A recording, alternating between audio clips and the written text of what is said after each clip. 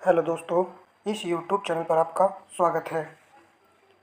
आज की क्लास में साइंस के प्रश्नों को लगाएंगे जो कि यूपी, आरओ, एआरओ और दोस्तों यूपी पीसीएस के लिए महत्वपूर्ण प्रश्न रहेंगे। तो आप क्लास को वॉच कीजिएगा और सभी प्रश्नों को लगाइएगा। यह एक बेहतरीन प्रैक्टिस सेट है और यह एक टेस्ट सीरीज है। चलिए इस टेस्ट सीरीज के प्रश्नों को हम आज लगा लेते हैं। प्रश्न नंबर 1, दूर दृष्टिदोष से पीड़ित व्यक्ति के चश्मे में किस लेंस का उपयोग किया जाता है? प्रश्न का उत्तर ऑप्शन बी है, उत्तर लेंस का प्रयोग किया जाता है। दूर दृष्टिदोष से पीड़ित व्यक्ति दूर की वस्तुओं को स्पष्ट रूप से देख पाता है। नेक्स्ट प्रश्न, निम्नलिखित में से कौन सुमेलित नहीं है? एनीमोमीटर से वायु की गति को मापते हैं, एमीटर से विद्युत धारा को, टैकोमीटर से दाबांतर और पायरोमीटर से उच्च दाब को मापा जाता है। यहाँ पर राइट आंसर ऑप्शन सी है, क्योंकि टैकोमीटर से दाबांतर को नहीं, इससे जो मापते हैं वो है वायुयान की गति, या फिर आपको ये भी याद रखना है मोटर वोल्ट की गति को इससे मापते हैं। प्रश्न नंबर 3, किसी लिफ्ट की डोरी टूट जाए तो लिफ्ट में उपस्थित व्यक्ति के भार पर क्या प्रभाव पड़ेगा? बढ़ जाएगा, कम हो जाएगा, शून्य हो जाएगा, परिवर्तित नहीं होगा? तो राइट उत्तर ऑप्शन सी है, शून्य हो जाएगा। प्रश्न नंबर 4, धमनियों में बहता हुआ रक्त किस सिद्धांत का पालन करता है? महत्वपूर्ण प्रश्न है। बर्नौली सिद्धांत, आर्किमिडीज सिद्धांत, पास्कल सिद्धांत, टारलोसी सिद्धांत? राइट आंसर ऑप्शन ए विकल्प है, बर्नौली सिद्धांत पर कार्य करता है। प्रश्न नंबर 5, उच्च ताप का मापन किससे किया जाता है? राइट आंसर ऑप्शन ए है, पायरोमीटर से। प्रश्न नंबर 16 है, दूरी का मात्रक है यहाँ पर पारसेक, तो 1 का 3 आएगा। आवेग का मात्रक होता है न्यूटन मीटर, बी का 4 है। सामर्थ्य वाट और त्वरण का मात्रक होता है मीटर प्रति सेकंड।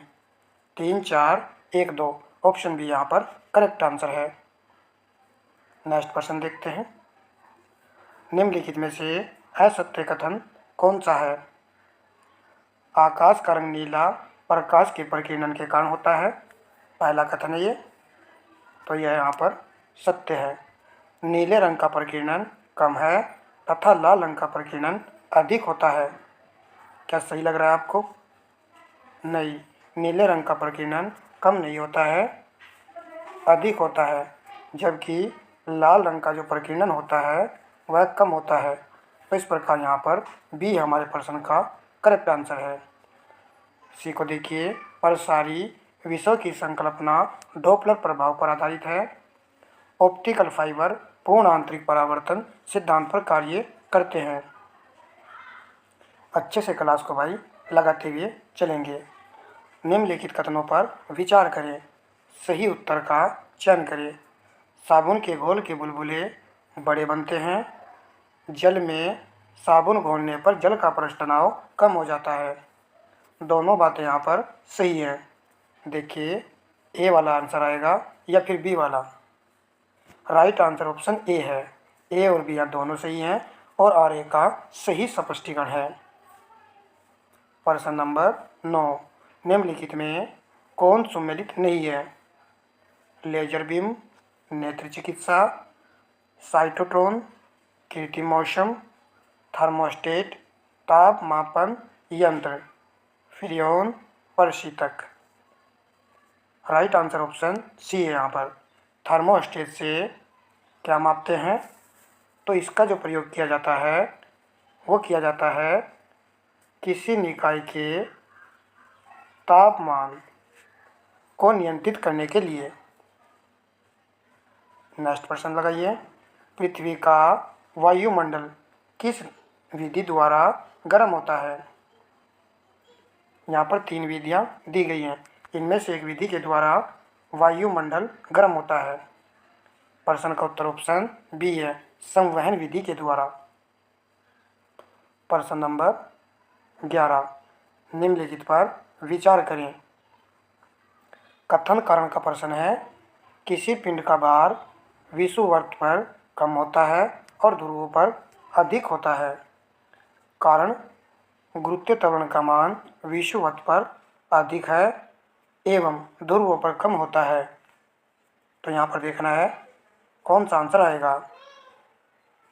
ऑप्शन सी यहाँ पर करेक्ट है, ए सही है, परंतु आर यहाँ पर गलत है। त्वरण का मान विषुववृत्त पर क्या होता है? कम होता है और ध्रुवों पर ये मान अधिक होता है। तो इस प्रकार हमारे प्रश्न का ऑप्शन सी यहाँ पर करेक्ट आंसर है। नेक्स्ट प्रश्न देखिए। निम्नलिखित को सुमेलित कीजिए। मिलान संबंधी प्रश्न है। बिजली बल्ब तंतु में किसका प्रयोग होता है? टंगस्टन का। यहाँ पर बनाएगा। ट्रांजिस्टर में या फिर ट्रांजिस्टर के निर्माण में हम प्रयोग करते हैं जेरेनियम का। तो यहाँ पर 4 लिख दीजिए।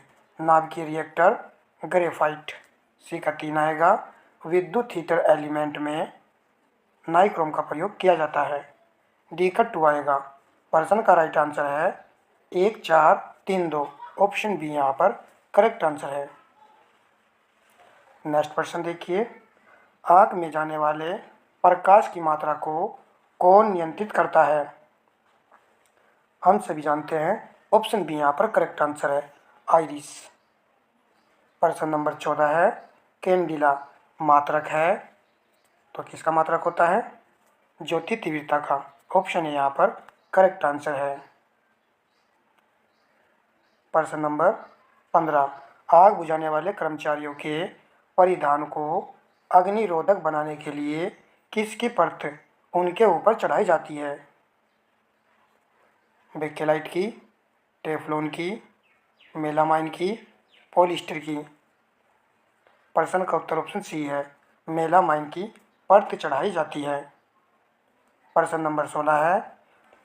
मोमबत्ती के जलने की प्रक्रिया में कौन से परिवर्तन होते हैं?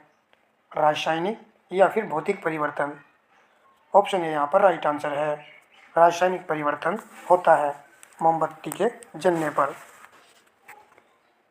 इस प्रश्न में यहाँ पर भौतिक परिवर्तन भी आंसर में हो सकता है, तो यहाँ पर सी भी आंसर है, मगर ज़्यादा करेक्ट आंसर यहाँ पर ऑप्शन ए विकल्प ही है।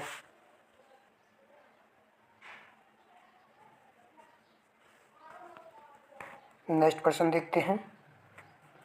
निम्नलिखित में से कौन सी घटना पूर्ण आंतरिक परिवर्तन के कारण घटित नहीं होती है? हीरे का चमकना तो पूर्ण आंतरिक परिवर्तन का उदाहरण है। पानी में पड़ी परखनली का चमकीला दिखाई देना, यह भी है। सूरज का उगते और डूबते समय का लाल दिखाई देना, यह पूर्ण आंतरिक परिवर्तन का कारण नहीं है। ऑप्शन सी यहाँ पर आंसर है। जबकि रेगिस्तान में मरीचिका दिखाई देना भी पूर्ण आंतरिक परिवर्तन का उदाहरण होता है। प्रश्न नंबर 18, निम्नलिखित कथनों पर विचार कीजिए। उपर्युक्त में से सत्य कथन है। उत्तल दर्पण में किसी वस्तु का प्रतिबिंब वस्तु से छोटा, सीधा और आभासी बनता है। दूसरे पॉइंट को देखते हैं। दाढ़ी बनाने, सोलर कुकर, सर्च लाइट में अवतल दर्पण का प्रयोग होता है? नहीं, ये यहाँ पर गलत है। यहाँ पर होना चाहिए था अवतल दर्पण। अवतल दर्पण का प्रयोग किया जाता है, तो केवल और केवल ऑप्शन ए विकल्प यहाँ पर सही है। नेक्स्ट प्रश्न देखते हैं। प्रश्न नंबर 19 है। निम्नलिखित कथनों पर विचार कीजिए और सत्य कथन का यहाँ पर हमें चयन करना है। इंद्रधनुष की उत्पत्ति प्रकाश के परावर्तन, अपवर्तन एवं पूर्ण आंतरिक परावर्तन का सम्मिलित प्रभाव से होती है। प्राथमिक इंद्रधनुष के निर्माण में 2 बार अपवर्तन, 1 बार परावर्तन होता है। ये बड़ा अच्छा महत्वपूर्ण पॉइंट है। द्वितीयक इंद्रधनुष के निर्माण में 2 बार अपवर्तन और 2 बार परावर्तन होता है। देखिए ये क्वेश्चन ही महत्वपूर्ण है, तो यहाँ पर आंसर डी है। उपयुक्त सभी पॉइंट सही हैं। इसी प्रकार के प्रश्न भर भर के पूछे गए थे आरओ में, तो वही पैटर्न है। निम्नलिखित कथनों पर विचार कीजिए। उपयुक्त कथनों में से सत्य कथन है, किसी वस्तु द्वारा किसी समय अंतराल में तय किए गए मार्ग की कुल लंबाई को दूरी कहा जाता है। ये वाला यहाँ पर कथन सही है। किसी वस्तु की अंतिम स्थिति तथा प्रारंभिक स्थिति के बीच न्यूनतम दूरी विस्थापन कहलाती है, तो ये पॉइंट भी यहाँ पर सही है। विस्थापन असिद्ध राशि है एवं सदैव धनात्मक होती है। क्या विस्थापन अदिश राशि होती है? नहीं, यह तो सदिश राशि होती है। तो इस प्रकार तीसरे वाला पॉइंट यहाँ पर सही नहीं है। डी वाला पॉइंट देखिए, दूरी सदिश राशि है, यह धनात्मक, ऋणात्मक अथवा शून्य हो सकती है। क्या ये सही है? यहाँ पर ये वाला पॉइंट यहाँ पर सही नहीं है, तो केवल आंसर ऑप्शन ए विकल्प है। 1 और 2 यहाँ पर सही है। देख लीजिए यहाँ पर विस्थापन जो होता है वह सदिश राशि होती है, और भैया यह धनात्मक, ऋणात्मक अथवा शून्य हो सकती है। उसके बाद में दूरी अदिश राशि होती है और यह सदैव धनात्मक होती है। तो यहाँ पर हमने दोनों पॉइंट आपको बताए हैं, तो जरूर याद रखेंगे। बहुत ही बेहतरीन प्रश्न है ये। प्रश्न नंबर 21, निम्नलिखित में से कौन सा उपकरण द्वितीयक श्रेणी का उत्तोलक लीवर नहीं है? राइट आंसर ऑप्शन डी है, चिमटा। तो यह होता है तृतीयक श्रेणी का उत्तोलक होता है।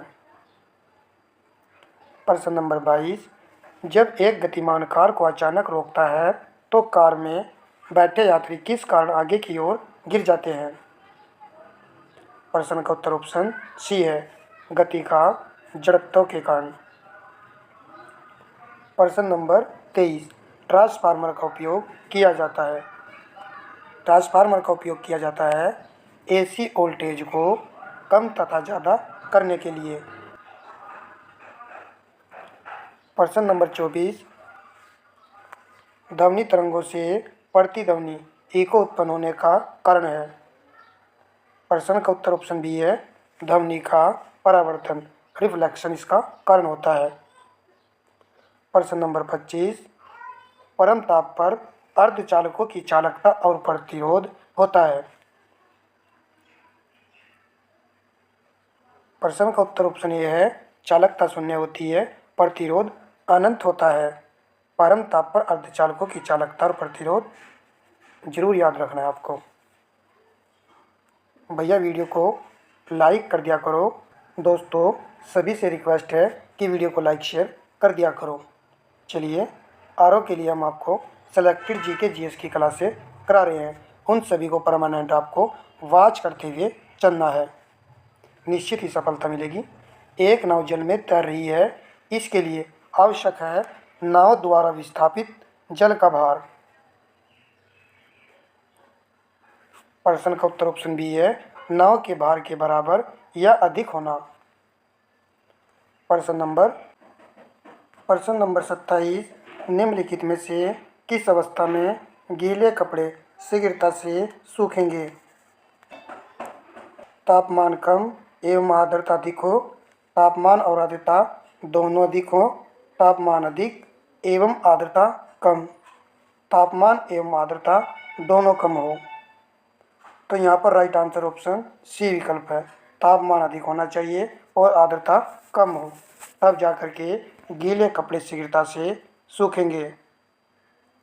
प्रश्न नंबर 28, मेघ रहित रातों की तुलना में मेघाच्छन्न रातें अपेक्षाकृत गर्म होती है,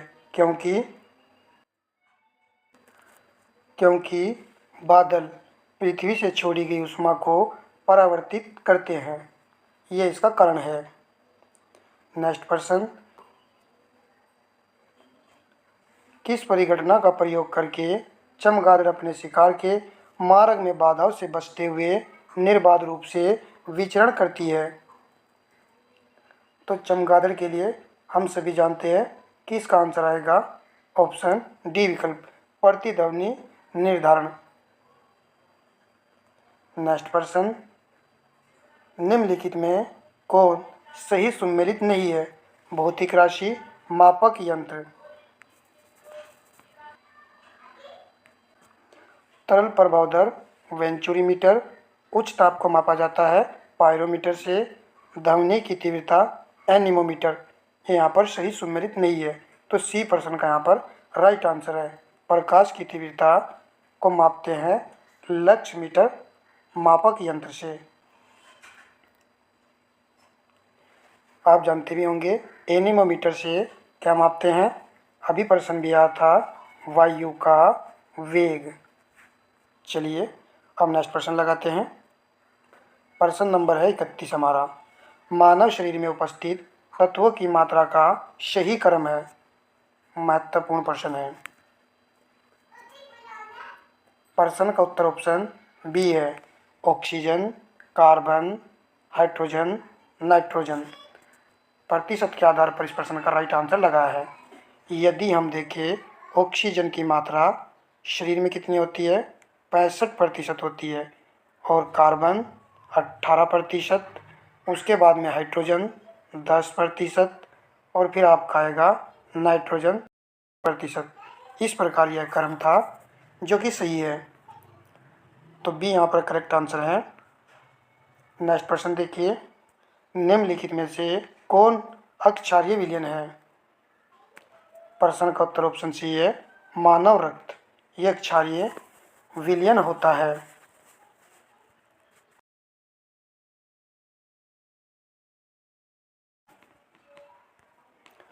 प्रश्न नंबर 33, निम्नलिखित में से किसका उपयोग फोटोग्राफी में किया जाता है?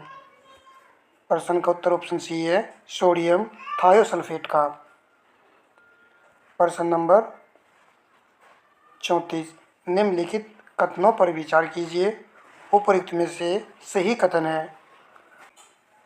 कार्बन को सार्वभौमिक तत्व माना जाता है, हाइड्रोजन को भविष्य का ईंधन कहा जाता है, सल्फर को ब्रिमस्टोन भी कहा जाता है। देखिए यहाँ पर क्या चारों पॉइंट सही है या फिर कोई पॉइंट सही नहीं लग रहा है आपको? कौन सा पॉइंट आपको सही नहीं लग रहा है? तो यहाँ पर चारों पॉइंट सही है, ऑप्शन डी यहाँ पर करेक्ट आंसर आपका। चलिए अब प्रश्न नंबर लगाते हैं 35, निम्नलिखित में से किसका उपयोग दर्पण बनाने में किया जाता है? प्रश्न का उत्तर ऑप्शन ए है, सिल्वर नाइट्रेट का। ऑप्शन ए विकल्प यहाँ पर करेक्ट आंसर आपका। प्रश्न नंबर 36, वह कौन सा पदार्थ है जो नीले लिटमस को लाल कर देता है? अम्ल, अक्षार, दोनों में से आंसर एक है। ऑप्शन ए यहाँ पर करेक्ट आंसर है। अम्ल जो होता है वो नीले लिटमस पेपर को लाल कर देता है। प्रश्न नंबर 37, निम्नलिखित में सुमेलित नहीं है। Sodium nitrate, Chile saltpetre, baking soda, sodium carbonate. देखिए बी वाला यहाँ पर सही नहीं है, सोडियम बेकिंग सोडा होता है, सोडियम यहाँ पर आएगा बाइकार्बोनेट। अन्य सभी यहाँ पर पॉइंट सही लिखे हुए हैं। प्रश्न नंबर 38, निम्नलिखित में से सुमेलित नहीं है। शीशा तत्व है और शीशा अयस्क है, तो ये वाला यहाँ पर करेक्ट है। एल्यूमिनियम डोलोमाइट, देखिए ये तो गलत है। एल्यूमिनियम जो तत्व होता है वो बॉक्साइट का अयस्क होता है, तो बी यहाँ पर करेक्ट आंसर है। यह सही सुमेलित नहीं है। मरकरी तत्व है और इसका अयस्क होता है सिनेबार। लोहा तत्व का अयस्क है यहाँ पर सीडी राइडर। ये अच्छा है, यहाँ पर इसे नोट कर सकते हो।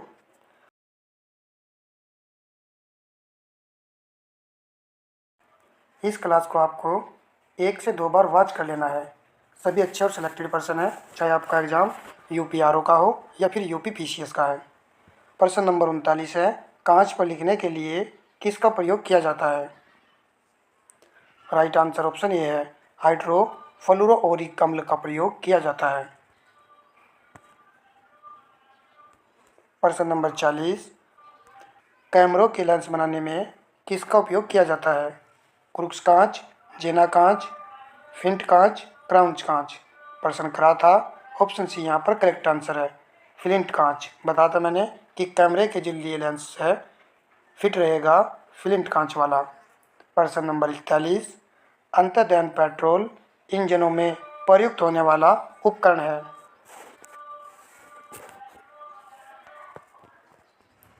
प्रश्न का उत्तर ऑप्शन बी है, कार्बोरेटर का प्रयोग किया जाता है।